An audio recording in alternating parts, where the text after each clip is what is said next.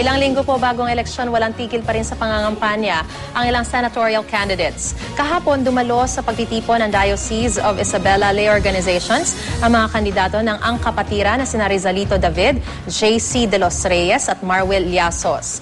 Mamayang gabi, a-attend naman sila sa isang talastasan sa La Consolacion College sa Maynila. Si Brother Eddie Villanueva nangampanya sa Oriental Mindoro kahapon. Kanina, nagsagawa siya ng covenant signing kasama ang mga residente ng Smoky Mountain sa Maynila at dadalo mamaya sa palarong pambansa sa Dumaguete City. Sina Greco Belgica, Baldomero Falcone at Christian Senieres ng Democratic Party of the Philippines dumalo kahapon sa paglulunsad ng Solidarity Vote Movement sa Our Lady of Pillars sa Cauayan City, Isabela.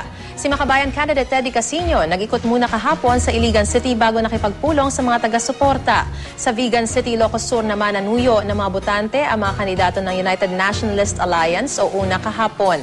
Bumisita pa nga sa baluarte ni Chavez Singson si JV Ejercito. Patunay raw na maayos na ulit ang relasyon ng kanilang mga pamilya. Kaninang alas 8 ng umaga, nag-ikot ang caravan ng UNA sa Batac City, Ilocos Norte. Kahapon ang kampanya sa Las Piñas City, ang ilang pampambato ng Team Pinoy. Naroon sina Sonny Angara, Jambi Madrigal, June Magsaysay, Coco Pimentel, Sonny Trillanes at Cynthia Villar. Nagpadala naman ng kinatawan sina Bam Aquino at Loren Legarda.